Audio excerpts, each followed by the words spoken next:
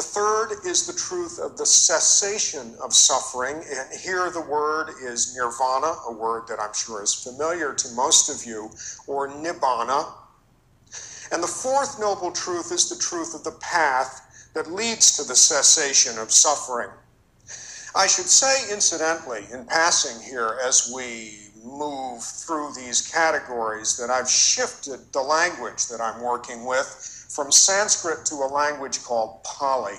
This is the language of the traditional scriptures of Southeast Asia, the scriptures of the Theravada tradition. And you can think of it as a vernacular, a popular form of Sanskrit. It was spoken in one of the regions of India shortly after the death of the Buddha. When we come back to the Mahayana in a later lecture, we'll come back to using Sanskrit, because Sanskrit became the standard language in classical Buddhist tradition shortly after the beginning of the Common Era.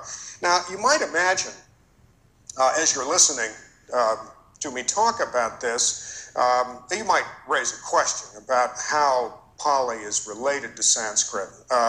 There obviously are lots of technical ways you can go from one language to the other, but the way that I tell my students to try to generate the Pali form whenever you know the Sanskrit is to take a box of Kleenex and stuff your mouth with Kleenex and try to pronounce the Sanskrit.